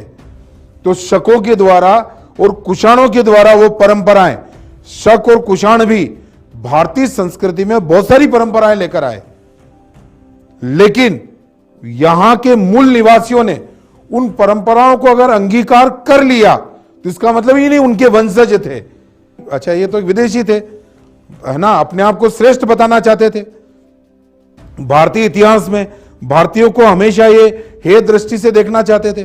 तो इन्होंने क्या किया कि जो विदेशी भारत में आए, भारतीयों की एक परंपरा है, दिल बहुत विशाल है, उनको अपना लिया। अगर कोई अच्छी बातें भारतीयों ने अपना ली तो इसका मतलब तो ये नहीं कि अपनाने वालों के पूर्वज उनके हो गए, नहीं, वो तो यहीं के मूल निवासी थे। और कुछ परंपराएं जिनके आधार पर कनिंघम बोलता है कि शक और कुषाण के वंशज थे, वो परंपराएं तो भारत में शकों के और कुषाणों के आने से पहले ही विद्यमान थी। इसलिए उन परंपराओं के आधार पर कनिंघम के द्वारा गुर्जर प्रतिहार वंश को शक और कुषाण यूचियों का वंशज मानना इतिहासकार स्वीकार नहीं करते हैं। लेकिन परीक्षा में अगर आपसे प्रश्न पूछा जाए, देखो बात यहां प्रतियोगिता परीक्षा की हो रही है, पास होना है हमें। परीक्षा में अगर पूछा जाए कि गुर्जर प्रतिहार वंश को किसने या किस इतिहासकार ने शक और कुषाण युचियों का वंशज माना है, तो आपको बताना वहां पर कनिंघम के द्वारा या कनिंघम इतिहासकार के द्वारा प्रतिहार वंश को किसका वंशज माना है, तो शक और कुषाण युचियों का वंशज माना है। यह तो प्रतियोगिता परीक्षा में पूछने वाली बात। लेकिन क्या कनिंघम ने जो कहा वो सत्य है क्या? उस सत्यता को स्वीकार नहीं किया जा सकता है, क्योंकि वो परंपराएं है ना, वो जीवन शैली जिसके आधार पर कनिंघम ने गुर्जर प्रतिहार को शक और कुषाणों का वंशज माना है, वो परंपराएं भारत में पहले भी विद्यमान थी। और एक और बात कि ये जितने भी ब्रिटिश इतिहासकार और विदेशी इतिहासकार हुए जो आर्यों को और भारतीयों को है ना बाहर की संतान मानते हैं, वो गलत है। विदेशी उत्पत्ति के सिद्धांत को मानने वाले, स्वीकार करने वाले जितने भी लोग हैं, इन लोगों में एक प्रॉब्लम रही है, बायस लोग रहे, ये पूर्वाग्रहों से ग्रसित लोग रहे। फिर इनमें क्या स्वयं को उच्च दिखाने की परंपराएं रही, तो भारतीय दृष्टिकोण को कभी समझ नहीं पाए, भारतीय संस्कृति की महत्ता को इनका ईगो जो है कभी स्वीकार नहीं कर पाया। ये भारतीय थे। और एक और बात, अगर भारतीयों ने आने वाली विदेशी संस्कृतियों की कुछ अच्छी बातों को अपना लिया, तो ये तो भारतीयों की अच्छाई थी और ये भारतीयों की महानता थी। लेकिन इस बात की वजह से भारतीय उनके वंशज हो गए, ये गलत था। लेकिन फिर भी अगर कनिंघम के अनुसार गुर्जर प्रतिहार किसके वंशज थे, तो आपको यह बताना है। चलिए आगे। गुर्जर प्रतिहार वंश की उत्पत्ति में देखो आप, डॉक्टर वी.ए. स्मिथ और स्टेन फेनो के अनुसार गुर्जर प्रतिहारों को जो है उत्पत्ति भीनमाल से मानी है। वी.ए. स्मिथ और स्टेन फेनो के अनुसार गुर्जर प्रतिहारों की उत्पत्ति भीनमाल क्षेत्र से हुई है। और यह बात हेनसांग से भी उल्लेखित होता है। हेनसांग ने कहा कि यात्रा की, भीनमाल की यात्रा की। सीयू की वो पहला ग्रंथ जिसमें गुर्जर प्रतिहार वंश का गुर्जर शब्द से नहीं, लेकिन जो शब्द उसने इस्तेमाल किया उससे उसका पता चलता है कुचलो से। तो भीनमाल क्षेत्र से इनकी उत्पत्ति हुई। भीनमाल क्षेत्र गुर्जर प्रतिहार वंश का उत्पत्ति का केंद्र था की जानकारी किन इतिहासकारों के द्वारा दी गई?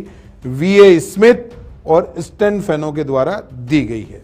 यस, तो अलग अलग इतिहासकारों की जो मत है उनके बारे में हम लोग अभी यहां बात कर रहे हैं। गुर्जर प्रतिहार वंश की उत्पत्ति जैक्सन तथा भंडारकर विदेशी जाति खज्जर से मानते हैं। ये जो खज्जर विदेशी जाति है, गुर्जर जाति का जो इतिहास लिखा हुआ है, देखिए आप, एक पुस्तक है, इस पुस्तक के बारे में बता दूं। मेरे एक बहुत अच्छे मित्र है, गुर्जर महासभा के वो राष्ट्रीय महासचिव भी है ना, बच्चू सिंह गुर्जर, बी.एस. गुर्जर के नाम से प्रसिद्ध है।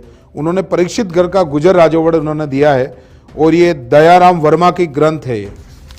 और इस ग्रंथ में भी इन्होंने इस शब्द का इस्तेमाल किया है। लेकिन अगर यूं देखा जाए तो वहां की संस्कृति को अपनाने वाले माने जा सकते हैं। इन दोनों के अनुसार, जैक्सन तथा भंडारकर के अनुसार, इनकी उत्पत्ति विदेशी खज्जर से मानी जाती है। और खज्जर कब भारत आए थे और किस प्रकार वो यहां समाहित हो गए थे, एक अलग दृष्टिकोण में हम इनको अलग से पढ़ेंगे। यस, तो खज्जर का जैक्सन और इनके द्वारा माना गया। अब देखिए आप, कर्नल टॉड और विलियम क्रूक ने प्रतिहारों को शक अथवा सीथियन माना है। कर्नल टॉड है ना, ये क्या है, राजस्थान के इतिहास का इसको पिता तो कह दिया गया है, लेकिन इसका दृष्टिकोण भी वो जो उपनिवेशवाद जो था ना, उससे इसका दृष्टिकोण रहा नहीं। कई मामलों में कर्नल जेम्स टॉड ने राजस्थान के इतिहास को निष्पक्ष लिखने का प्रयास किया है। लेकिन अगर कर्नल टॉड के इतिहास का सूक्ष्म विश्लेषण किया जाए तो कर्नल टॉड ने भारतीयों का भारतीय होने के बावजूद भी उसने क्या किया कि उसको पूर्वाग्रह से ग्रसित होकर एक नए रूप में प्रस्तुत कर दिया। एक उदाहरण के द्वारा मैं बताता हूं। कर्नल टॉड क्या लिखता है कि चंद्रवर्दय के पृथ्वीराज रासो में जो घटना लिखी हुई अग्निकुंड की, वो सत्य है। क्या हाँ, गुरु वशिष्ठ के द्वारा माउंट आबू पर्वत पर एक यज्ञ किया गया और उस यज्ञ से 4 योद्धाओं की उत्पत्ति हुई, चौहान, चालुक्य, परमार और प्रतिहार, है ना। ये किसने बोल दिया? ये कर्नल जेम्स टॉड ने बोल दिया। लेकिन वो क्या कहता है कि अग्निकुंड का मत तो सही है, लेकिन गुरु वशिष्ठ से अग्निकुंड से नए योद्धा उत्पन्न नहीं हुए थे। ये जो शक और सिथियन थे, हूण जो थे, इनको परिष्कृत कर सनातन धर्म का बना दिया था वशिष्ठ ने।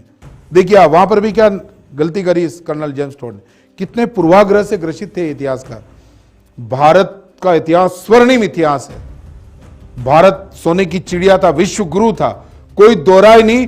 विश्व का हर इतिहासकार इस बात को स्वीकार कर चुका है। बस गलती कहां हुई कि भारतीयों ने इतिहास लेखन की परंपरा बहुत देरी से शुरू की।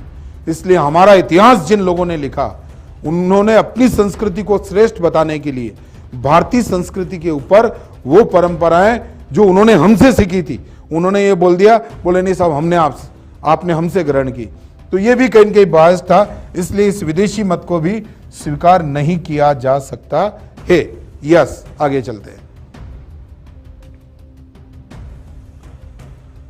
स्मिथ के अनुसार प्रतिहार हुणों की संतान थे। इसी प्रकार स्मिथ ने क्या कहा, प्रतिहार हुणों की संतान थे। इस मत को हुणों, अच्छा, स्मिथ ने कहा हुणों की जो परंपराएं थी, धार्मिक और सामाजिक जीवन की जो परंपराएं थी, उन्होंने गुर्जर प्रतिहार वंश में भी वो परंपराएं देखी। तो स्मिथ को लगा ये तो अरे ये तो हुणों के वंशज है। नहीं नहीं, पहली बात वो परंपराएं भारत में पहले भी विद्यमान थी और गुर्जर प्रतिहार शासकों ने हुणों से कुछ अच्छी परंपराओं को अंगीकार किया, इसका मतलब वो उसके वंशज नहीं हो गए हैं। यस, तो स्मिथ के अनुसार ये किसके वंशज थे, हुणों के वंशज थे। कनेडी महोदय के अनुसार प्रतिहार ईरानी मूल के थे। ये किसने कहा है, कनेडी महोदय ने कहा। ये सब बायस इतिहासकार रहे हैं। भारतीय मत और हमारा देसी मत ही सर्वाधिक प्रचलित है। इन्होंने जिन तर्कों के आधार पर इनको विदेशी बताए, वो तर्क स्वीकार नहीं किए जा सकते हैं। पंडित गौरीशंकर ओझा, गोपीनाथ शर्मा, डॉक्टर दशरथ शर्मा और अन्य इतिहासकारों ने बहुत तार्किक विश्लेषण करके और साक्ष्यों के द्वारा यह सिद्ध किया है कि गुर्जर प्रतिहार देसी क्षत्रिय थे और वो उनका मूल उत्पत्ति स्थल भारतवर्ष ही था। आगे चलिए, देखिए आप गुर्जर प्रतिहार वंश की उत्पत्ति। राष्ट्रकूट अभिलेखों जिनके नाम अभी मैंने बताया आपको, वो यहां भी लिखे हुए। नीलगुंड, राधनपुर, देवली और करहाड़ शिलालेखों में प्रतिहारों को गुर्जर कहा गया है। ये इंपॉर्टेंट बात है। ताम्रपत्र और वो शिलालेख जिसमें प्रतिहारों को गुर्जर कहा गया है, ये आपको अच्छे से ध्यान रखना है और ये आपको अच्छे से याद भी रखना है। राष्ट्रकूट अभिलेख यथा नीलगुंड, राधनपुर, देवली और करहाड़ शिलालेखों में प्रतिहारों को क्या कहा गया है, गुर्जर कहा गया है। और स्वयं प्रतिहार शासक मिहिर भोज की ग्वालियर प्रशस्ति में प्रतिहारों को रघुकुल वंशी, इक्ष्वाकु वंश का और भगवान राम के भाई लक्ष्मण का वंशज बताया गया है।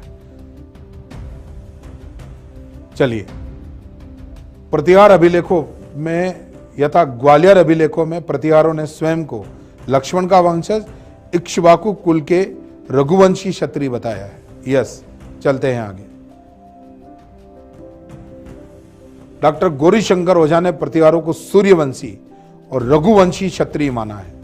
यस, डॉक्टर गौरीशंकर हीरालाल ओझा जो है वो उन्होंने क्या माना, प्रतिहारों को सूर्यवंशी माना है और रघुवंशी क्षत्रिय स्वीकार किया है। ग्वालियर प्रशस्ति और महेंद्र पाल और महिपाल और नागभट्ट प्रथम, इनके द्वारा जो उपाधियां धारण की गई, मिहिर भोज के द्वारा भी जो उपाधियां धारण की गई, उनका सूक्ष्म विश्लेषण करके और तत्कालीन ताम्रपत्र और अभिलेखों का अध्ययन करने के बाद डॉक्टर गौरीशंकर ओझा के द्वारा प्रतिहारों को सूर्यवंशी और रघुवंशी क्षत्रिय स्वीकार किया गया है। यस, अरब यात्री प्रतिहारों को जुर्ज कहते थे, है ना, वही वाली बात पहले भी आपको बताई। अरब यात्री प्रतिहारों को क्या कहा करते थे, जुर्ज कहा करते थे। यस, अरब यात्री अल मसूदी ने प्रतिहारों को अल गुजर तथा प्रतिहार शासक को बोरा कहा है ना, ये पहले भी अपन डिस्कस कर चुके हैं, इसके बारे में विस्तार से मैं आपको बता चुका हूं। यस, आगे चलते हैं। भंडारकर महोदय के अनुसार प्रतिहार गुजरों की संतान थे और गुजरों को विदेशी जाति मानते थे। देखिए आप, ये जो इनके मत है भंडारकर के, ये भंडारकर महोदय जो थे, इनके मत के अनुसार ये प्रतिहार गुजरों की संतान थे और गुजरों को विदेशी जाति मानते थे। तो गुजरों को विदेशी जाति मानने का जो भंडारकर महोदय के तर्क है, उन तर्कों को गोपीनाथ शर्मा ने भी, डॉक्टर दशरथ शर्मा ने भी और गौरीशंकर ओझा ने भी अपने तर्कों के माध्यम से और साक्ष्यों के माध्यम से बताया है कि विदेशी मत को स्वीकार नहीं किया जा सकता है। आगे चलिए। 6वीं शताब्दी में उत्तरी पश्चिमी भारत में एक नए राजवंश की उत्पत्ति हुई। जैक्सन ने प्रतिहारों की उत्पत्ति विदेशी जाति खज्जर से मानी है, जो प्रतियोगिता परीक्षा में काम आए। उस परीक्षा की दृष्टि से एक छोटी सी 1.5 मिनट की 1 से 2 मिनट की फिल्म में मैं गुर्जर प्रतिहार वंश के बारे में आपको बताने जा रहा हूं। तो चलिए प्रारंभ करते हैं। हाँ जी, 6वीं शताब्दी में उत्तर पश्चिम भारत में एक नए राजवंश की स्थापना हुई। वो गुर्जर प्रतिहार वंश था। सर्वप्रथम इसकी जानकारी ऐहोल प्रशस्ति में अभिलेखिक जानकारी मिलती है, जो पुलकेशियन द्वितीय की थी। ऐहोल अभिलेख जो था वो किसका था? पुलकेशियन द्वितीय का था। वहां से इसकी जानकारी मिलती है। रचयिता कौन थे? रवि कीर्ति जैन। राष्ट्रकूट अभिलेख नीलगुण, राधनपुर, देवली, करहाड़। प्रतिहारों को गुजर कहा गया इन अभिलेखों में, अभी आपने देखे थे। बौद्ध प्रशस्ति तथा घटियाली शिलालेख प्रतिहारों के आदि पुरुष हरिश्चंद्र को ब्राह्मण और विप्र स्वीकार करते हैं। घटियाली शिलालेख जोधपुर के पास में है। ये बहुत महत्वपूर्ण भी है। ग्वालियर अभिलेख प्रतिहारों ने स्वयं को लक्ष्मण का वंशज कहा तथा इक्ष्वाकु कुल के रघुवंशी क्षत्रिय बताया। ये स्वयं प्रतिहार शासकों ने बताया। डॉक्टर गौरीशंकर ओझा के अनुसार प्रतिहारों को सूर्यवंशी या रघुवंशी कहा जाता है। वी.ए. स्टेनफेनो के अनुसार गुर्जर प्रतिहारों की उत्पत्ति भीनमाल क्षेत्र में हुई थी। वी.ए. स्टेनफेनो, ये देखिए आप। कनिंघम के अनुसार, ये कनिंघम ही है। शक और युचियों की संतान मानते थे। एक फिल्म के माध्यम से यथार्थ चित्रण आपके सामने करने का प्रयास मिशन की सेप के द्वारा किया जा रहा है। जैक्सन ने प्रतिहारों की उत्पत्ति विदेशी जाति की खज्जर से मानी है। खज्जर जैक्सन के द्वारा माना गया है। जो थे देखिए आप, ये विलियम ही है, कर्नल टॉड और विलियम क्रूक। भंडारकर महोदय, ये भंडारकर ही है। इस प्रकार से इन्होंने इसको स्वीकार किया है। स्मिथ के अनुसार प्रतिहार हुणों की संतान थे। ये स्मिथ है जिसने लिखा था, योद्धा था ये, इतिहास लेखन का काम। कनेडी महोदय के अनुसार प्रतिहार ईरानी मूल के थे। इस मत को स्वीकार नहीं किया जा सकता। लेकिन कनेडी के अनुसार प्रतिहार कहां के निवासी थे? तो ईरानी। ये अपने को प्रश्न में ध्यान देना है। अपन यहां प्रतियोगिता परीक्षा की तैयारी कर रहे हैं। अरब यात्री प्रतिहारों को जुर्ज कहते थे। यस, अब हम चलते हैं। ये तो अब तक का हमारा टॉपिक था। एक छोटे से लूप के माध्यम से आपको बता दिया और समझा दिया। यस, हेनसांग आया फिर भारत। हर्षवर्धन के काल में भारत की यात्रा की किसने की? हेनसांग ने की। क्योंकि गति से आगे बढ़ो। हेनसांग को यात्रियों का राजकुमार भी कहते हैं। सीयू की हेनसांग ने गुजर राज्य को कुचिलो और भीनमाल को पिलो मोलो कहा है। प्रतिहारों की प्रमुख शाखाएं। अब प्रारंभ करते हैं हम प्रतिहारों का इतिहास। यहां तक तो हमने पढ़ा कौन थे प्रतिहार। अब प्रारंभ करेंगे हम लोग इतिहास। बहुत ही शौर्य, साहस, बलिदान और विदेशी आक्रांताओं के विरुद्ध भारतीय सभ्यता और संस्कृति की आन बान को बचाने वाला यह गौरवशाली इतिहास है। करते हैं प्रारंभ गुर्जर प्रतिहार वंश का इतिहास। और उनमें पहली बात हम प्रारंभ करते हैं। यस, प्रतिहारों की प्रमुख शाखाएं कौन कौन सी थी? मंडोर के प्रतिहार सबसे प्राचीन शाखा, भड़ोच के प्रतिहार, अवंती के प्रतिहार, राजोगढ़ के प्रतिहार। मुणोत नैन्सी ने गुर्जर प्रतिहारों की कुल 26 शाखाओं का उल्लेख किया है। 26 शाखाएं। मोणोत नैन्सी के द्वारा रचित नैनसिरी ख्यात में, जो कि राजस्थानी भाषा साहित्य की डिंगल शैली की रचना है। ये मोणोत नैन्सी जोधपुर के महाराजा जसवंत सिंह के दरबारी इतिहासकार और महान सेना नायक थे। इनके द्वारा ग्रंथ लिखे गए दो, एक तो नैनसिरी ख्यात और एक मारवाड़ा परगनारी विगत। इस मोणोत नैन्सी के द्वारा रचित नैनसिरी ख्यात में गुर्जर प्रतिहार वंश की कुल कितनी शाखाओं का उल्लेख हुआ है? 26 शाखाओं का उल्लेख हुआ है। और उनमें से महत्वपूर्ण शाखाएं कौन कौन सी थी? मंडोर के प्रतिहार, भड़ोच के प्रतिहार, अवंती, या अवंती से मतलब उज्जैन, उज्जैन के प्रतिहार और राजोगढ़ के प्रतिहार, फिर भड़ूच के प्रतिहार, जालोर के प्रतिहार, मेड़ता के प्रतिहार, ये अलग अलग 26 शाखाएं हैं। उनमें से हमें मंडोर के प्रतिहार जो मूल शाखा है, जहां प्रतिहारों का आदि पुरुष हरिश्चंद्र से जो वंश प्रारंभ होता है, वो मंडोर की शाखा है।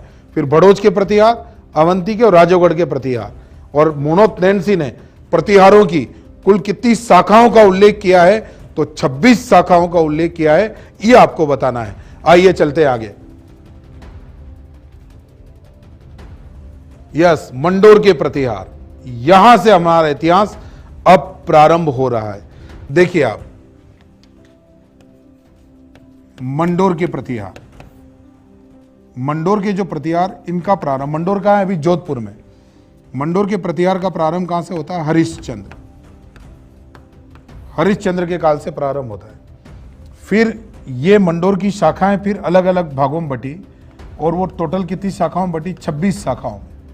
इन 26 शाखाओं में 4 के नाम मैंने अभी आपको लिए, उनमें से एक मंडोर भी नाम था।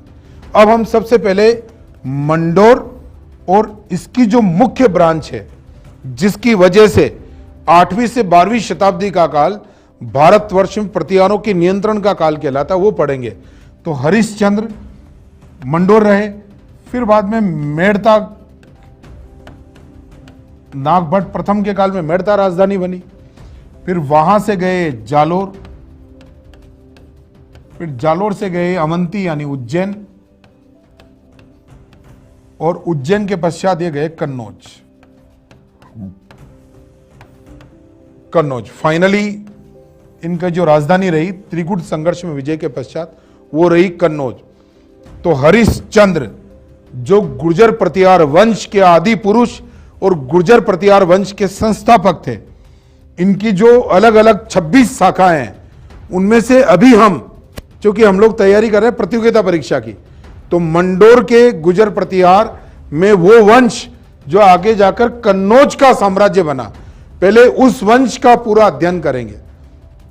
नहीं तो देखिए आप, जिस समय कन्नौज का शासक मिहिर कुल था, आपको अच्छे से बता देता हूं, मिहिर भोज था।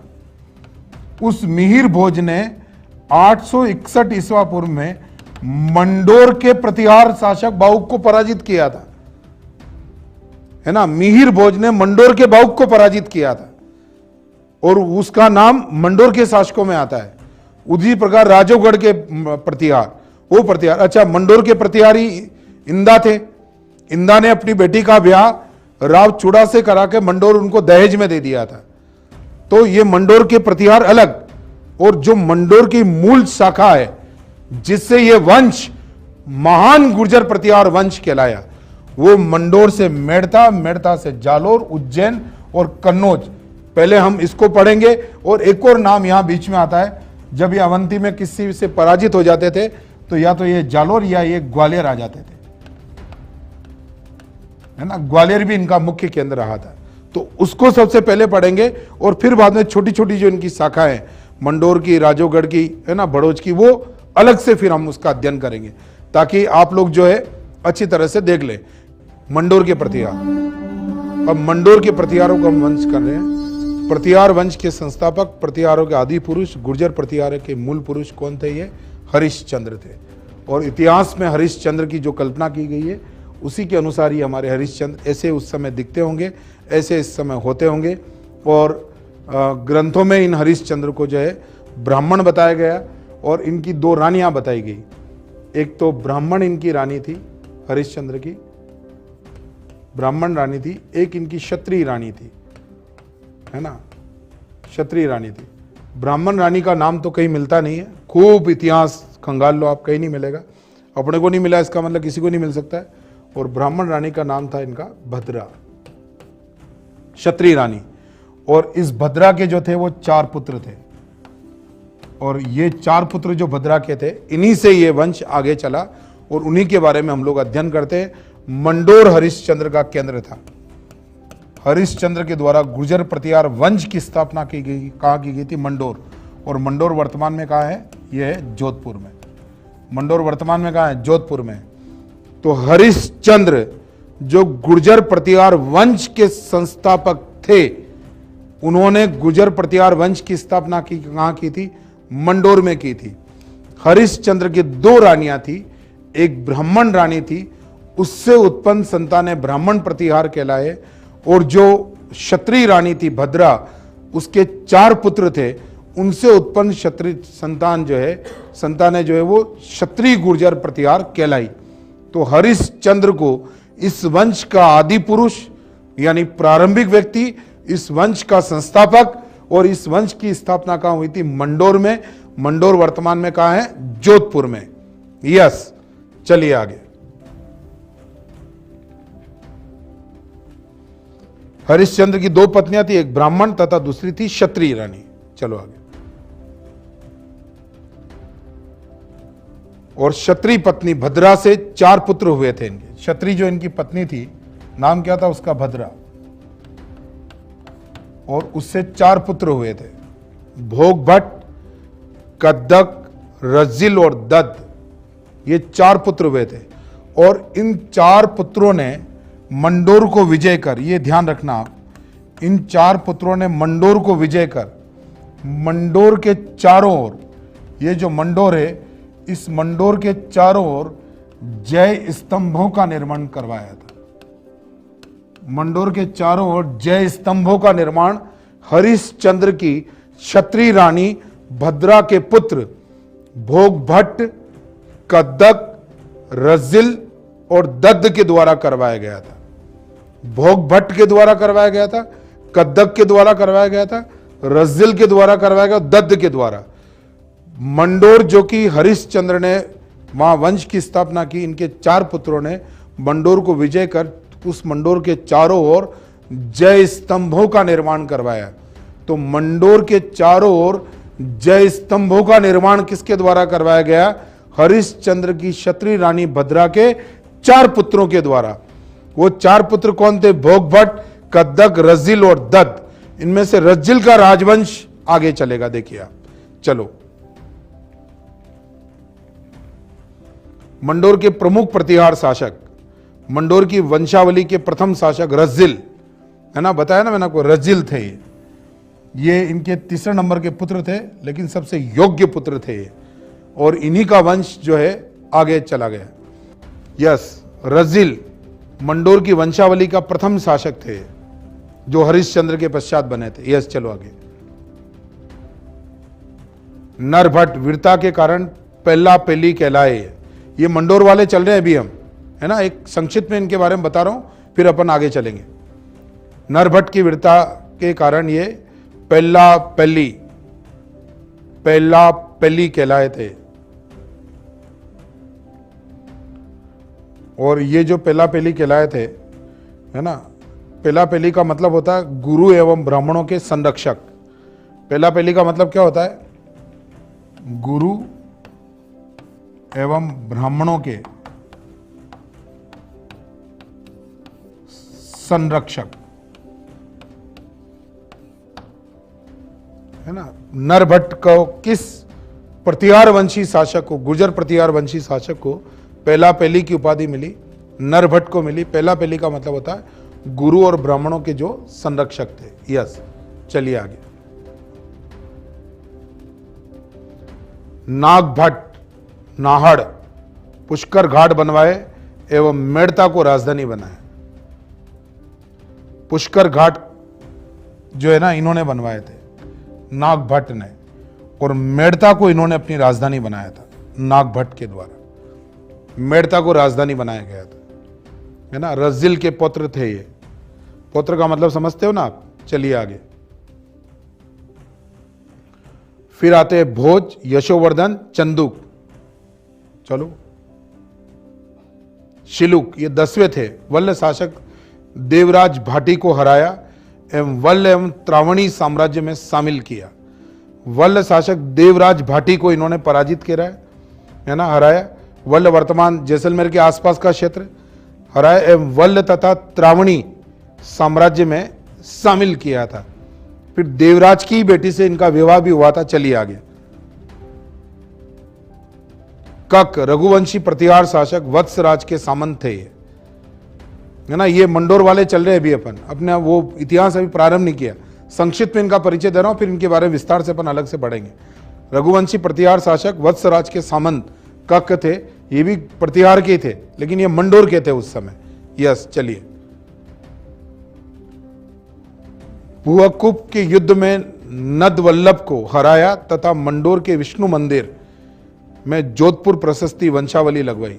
ये बाउक प्रशस्ति जो है ना, जिनका नाम आया था स्टार्टिंग में, वो यही वाले बाउक है। यस, चलिए आप। जोट प्रतिहार वीणावादक थे, संगीत एवं कला के मर्मज्ञ थे ये। जोट प्रतिहार के बारे एकमात्र प्रतिहार शासक जो वीणावादक थे, जोट प्रतिहार थे, ये भी ध्यान रखना आपको। यस। कुक प्रतिहार वंश का कर्ण कहा गया है। प्रतिहार वंश का कर्ण किसे कहा जाता है? तो वो कहा जाता है कुक को कहा जाता है। प्रजापालक न्यायप्रिय शासक थे। घटियाली एवं मंडोर के जय स्तंभों का निर्माण इन्होंने करवाया था, और जो घटियाली अभिलेख है वो इन्हीं का है, जिसमें प्रतिहारों को ब्राह्मण कहा गया और हरिश्चंद्र को जो है इस वंश का संस्थापक माना गया, वो इन्हीं का था। देखिए यस, प्रतिहार वंश का कर्ण। दुर्लभ राज और जस करण, इनकी जानकारी चेराई अभिलेख से प्राप्त होती है। भड़ोज के प्रतिहार दत्त प्रथम, दत्त सेकंड और जय भट्ट चतुर्थ। दत्त का नाम या तो ये हरिश्चंद्र के पुत्र थे या भाई थे, ऐसा मानते हैं, और उन्हीं की ये वंशावली आगे चली भड़ोज के प्रतिहारों में। राजोगढ़ रायपुर के प्रतिहार, सावट और मंथन देव का नाम मिलता है। रायपुर के प्रतिहार, राजोगढ़ रायपुर के प्रतिहार। यस, चलिए आगे। अवंती के प्रतिहार, अब यहां से अपना काम प्रारंभ होता है। यस, अवंती के प्रतिहारों में नागभट्ट प्रथम, है ना। इस वंश का संस्थापक तो हरिश्चंद्र और इस साम्राज्य का संस्थापक नागभट्ट प्रथम। फिर हुआ कुक, फिर देवराज, वत्सराज, रामभद्र और मिहिरभोज। ये क्रम इनका चला। अभी केवल शासकों के नाम बता रहे हैं, अभी मैंने आपको इतिहास प्रारंभ नहीं करवाया। क्या क्या अपने को पढ़ना है वो मैंने बताया अभी आपको। हाँ, वल्लभ का मतलब जैसलमेर का क्षेत्र। अवंती के प्रतिहारों में मिहिरभोज के पश्चात महेंद्रपाल प्रथम, फिर भोज द्वितीय, महिपाल, फिर विनायकपाल, महेंद्रपाल द्वितीय, और चलिए आप। देवपाल, विनायकपाल, महिपाल द्वितीय, विजयपाल, राज्यपाल, त्रिलोचनपाल। राज्यपाल और त्रिलोचनपाल को महमूद गजनवी ने पराजित किया था। और यशपाल इस वंश का अंतिम शासक। तो केवल एकमात्र राजाओं का क्रम मैंने अभी आपको बताया है, इतिहास अभी प्रारंभ नहीं किया है। और ये जो अवंती का राजवंश था प्रतिहारों का, ये वही जो मंडोर से निकले, मेड़ता, जालोर, अवंती यानी उज्जैन, ग्वालियर और कन्नौज को अपना केंद्र बनाया। और यही वो वंश है, अवंती के यही वो प्रतिहार वंश है, गुर्जर प्रतिहार वंश, जिनके आदि पुरुष हरिश्चंद्र थे, जिसकी वजह से भारतीय इतिहास 8वीं से 12वीं शताब्दी का काल प्रतिहार साम्राज्य के काल के नाम से जाना जाता है। और इन प्रतिहार इतने शक्तिशाली थे, इतने प्रजापालक थे और इतने उदार ये थे कि तत्कालीन समय का चौहान साम्राज्य, मेवाड़ का गुहिल साम्राज्य, राठौड़, परमार, ये सभी इनके सामंत थे। और इनके दरबार जो नागावलोक के नाम से जाने जाते थे, उन दरबार के ये सदस्य बनकर स्वयं को गौरवान्वित महसूस करते थे। तो वो गौरवशाली इतिहास का जो इतिहास हम प्रारंभ करते हैं। चलिए यस, ये देखिए आप, चला अपना गुर्जर प्रतिहार वंश। ये है हमारा गुर्जर प्रतिहार वंश, जिसका इतिहास हमें पढ़ना है। और गुर्जर प्रतिहार वंश की स्थापना में हम लोग जो सर्वप्रथम पढ़ेंगे, हरिश्चंद्र का वर्णन हमने किया है, लेकिन इस साम्राज्य का जो प्रारंभ हुआ है वो है नागभट्ट प्रथम से। ये उनका साम्राज्य था 730 ईस्वी में। ये प्रतिहार वंश के शासक बने। रज्जिल के ये पौत्र थे जो हरिश्चंद्र के पुत्र थे। तो यहां से हमारा कालखंड प्रारंभ होता। नागभट्ट प्रथम का काल, जो रघुवंशी थे, जो मलेच्छों के नाशक थे, जिन्होंने नारायण की उपाधि धारण की थी, अरबों के आक्रमण को रोकने वाले थे, है ना। राष्ट्रकूट शासक दंतीदुर्ग के हिरण्यगर्भ यज्ञ के ये रक्षक थे।